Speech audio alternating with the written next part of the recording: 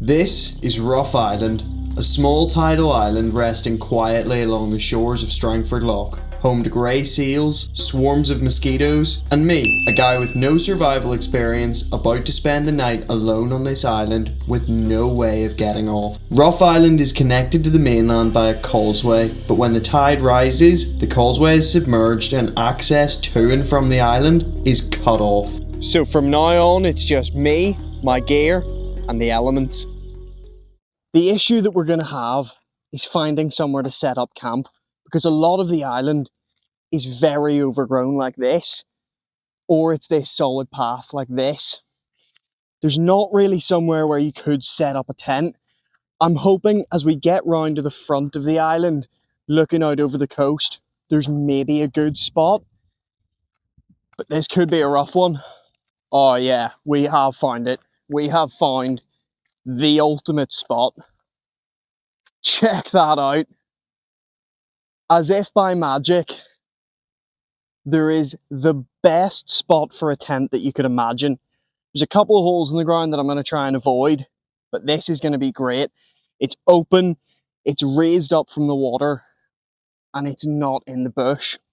Now, as you can see, the tide is coming in, and over here, these clouds are starting to look a bit menacing. So let's make camp. Before we set up camp, let's just go through a couple of the items I've brought with me to make this a little bit safer and a little bit more comfortable. First up, we've got the tent. This for me is the bare minimum, okay? I know that out here, I'm not in immediate danger. The only danger I'm in is from the elements, and that's the cold and the wet. Because I can't get off the island, I need to try and minimize the risk of those two elements getting to me. And a tent, that's going to be the saving grace. Along with that, I've got a good warm sleeping bag. This I can take down to -20.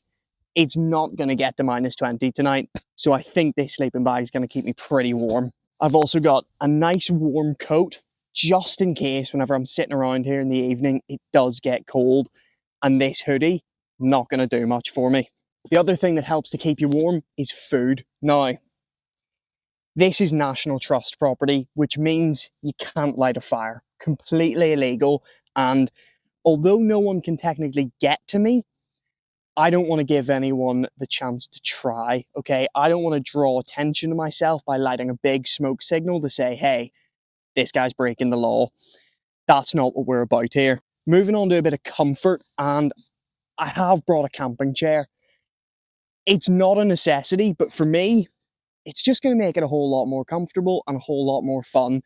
I can sit on the edge, I can look at the stars, have a few beers, and just make everything a little bit nicer. I've not got signal out here. I'm in the middle of nowhere, so I don't have those home comforts. I don't have my TV, I don't have my Xbox. I'm relying on enjoying my own company, and that's just going to make it a lot more comfortable. So with all of this out, what's left in this bag? Well, in here, I've got a change of clothes, I've got a towel, and I've got my food. I can't hunt for anything out here, and I don't have any fishing gear to be able to fish, so bringing food with me is a must. On top of that, I've got a towel. If I get wet, that's a big danger. I need to be able to get dry, and if I get wet, most likely the clothes that I'm wearing have got wet, so I've brought a change of clothes just to be able to change out of those and stay dry, stay warm, and stay safe. Now, with all that out of the way, let's get on to setting up this campsite before this weather changes for the worse. So the first thing you want to do whenever you're setting up your campsite is you want to clear the ground of anything like little rocks or seashells or anything that's going to be quite uncomfortable to roll over on in the middle of the night. Because we're right by the shore, there's quite a lot of them. The next thing you want to do is you want to make sure you're placing your tent in the optimal position for both safety and comfort. I've already said about this massive hole here. You don't want to put your tent over something like that, because in the middle of the night, you'll lay your head in it or you'll put your foot through it and you'll rip your tent or you'll make a mess and it just won't be comfortable. You want a position like this that's far enough away from the edge that you're not in danger of going over, and it's a nice, flat, grassy surface. Also, where possible, you want to avoid laying down the interior on the ground, because one, it could be wet and then all of your stuff's going to get soaked. But in a place like this, there's lots of things like ticks, and you don't want to let ticks get into your tent because then they're going to get onto your body, and that's no good for anyone. So I'm going to have my tent somewhere like this where I can look out to the coast and have a nice view, but I'm also far enough away from the edge and I'm far enough away from the hole, and most importantly, it's flat. Personally, I like to put my pegs in last, just in case I've done something wrong or I decide that I can actually move it slightly, and then I don't have to mess around with taking all the pegs out and undoing all the work I've done just to move it over a couple of feet. But some people definitely do. The only issue with not putting the pegs in straight away is you're then fighting against the wind. So now that our base is done, we can go ahead and put the top cover on it. I always get this the wrong way around.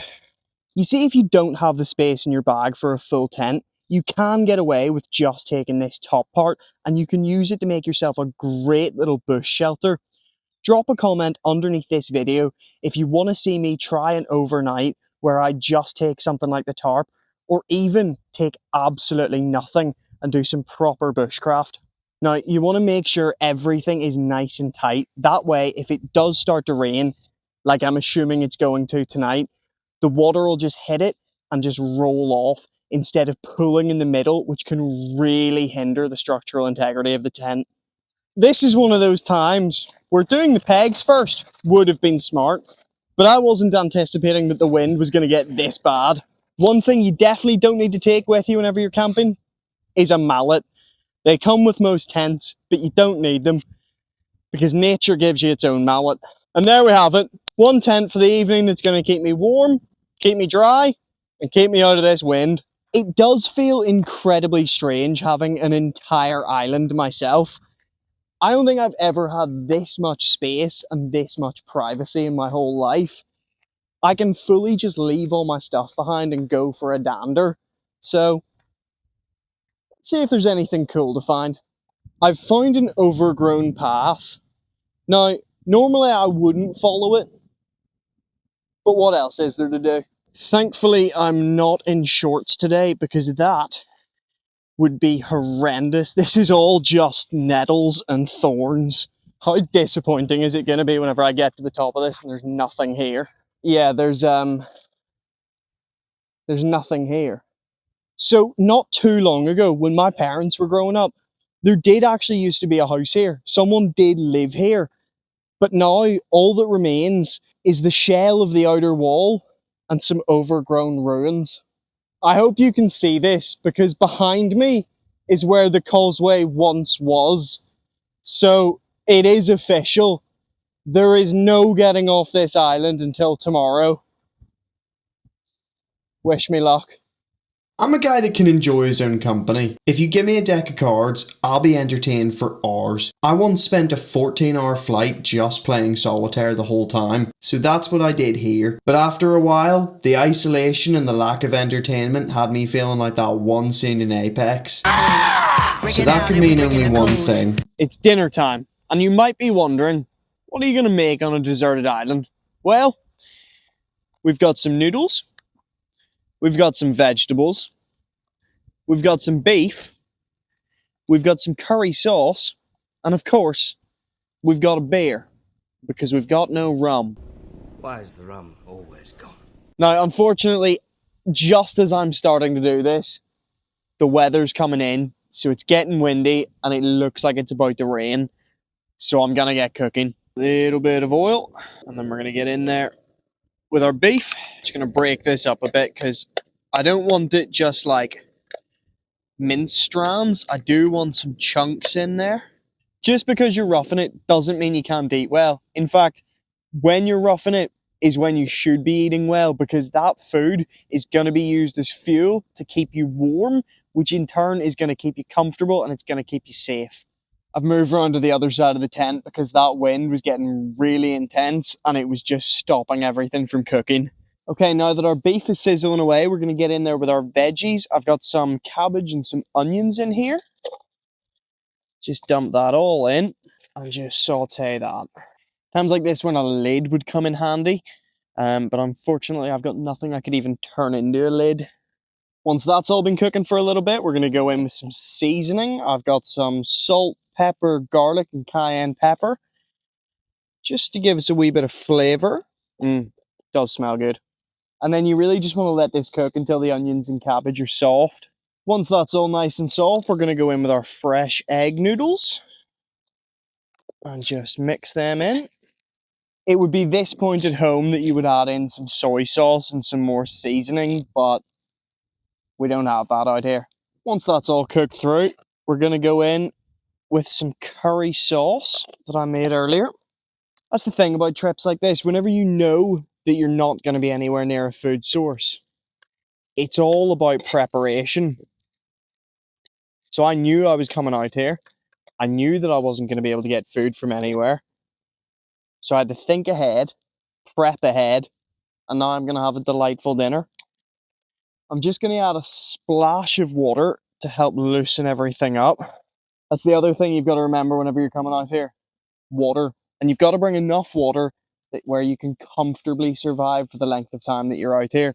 You don't want to be scraping by on the bare minimum, because dehydration will kill you. And there we have it. An easy one-pan dinner in the wilderness that took, 20 minutes? It is all about preparation. Let's dig in. Cheers. Oh yeah. 10 out of 10. It's crazy what a hot meal will do for you. Sitting there eating my dinner, looking out over the sea, I felt truly at peace. It certainly has gotten chilly, so it's a good thing I brought this massive coat, which is basically another sleeping bag. I'll tell you what, this has to be one of the most relaxed I've ever felt. I'm out in nature, I'm completely isolated, I've got no phone signal, so I've got no interference from anything else. It's just lovely, and the weather has actually held up, surprisingly. Yeah, it's been windy and it's getting a bit cold, but it's not rained, and it's just been really, really peaceful. I definitely have to do more of these videos in the future.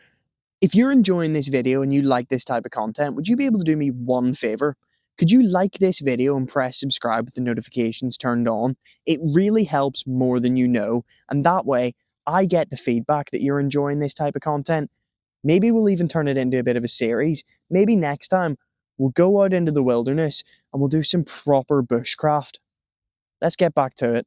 Well, as you can see, the sun's gone down fairly quickly, so I think that's a sign for me to head to bed. When I wake up in the morning, I'll finally be able to get off this island.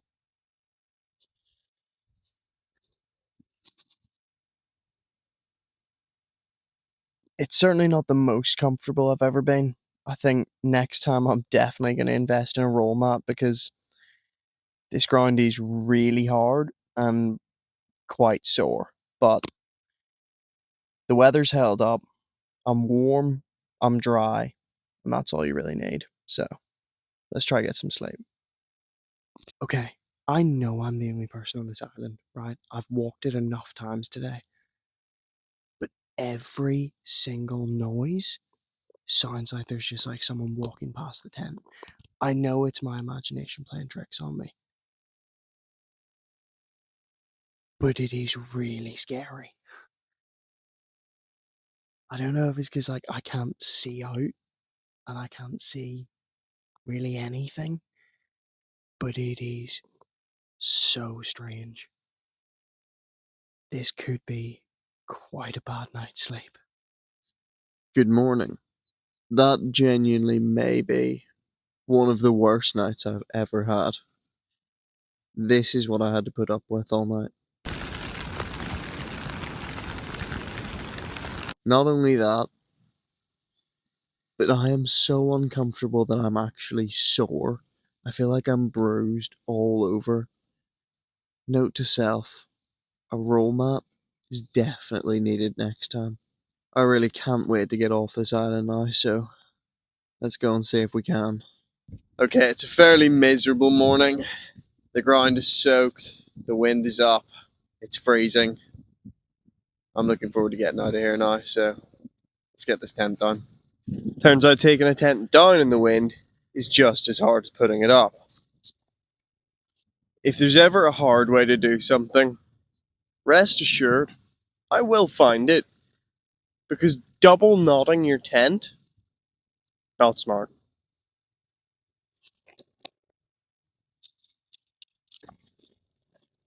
Well, I've not done this well, but as long as we get it in the bag, it's fine. We can sort it out when we get home. Just getting it in the bag is seeming to be a problem. This is like the definition of it'll do for now. Let's get out of here. Okay, we're packed, we're ready to go. I just hope that whenever we get to the other side of the island, the tide is out far enough for the causeway to be accessible, because if it's not, this is going to be a pretty brutal wait. Guys, it looks like we're getting one last piece of luck. The tide is out, the causeway is accessible. Let's get off this island. Well, we survived being stranded overnight on a deserted island, so let me know what we should try next. I'll see you next week.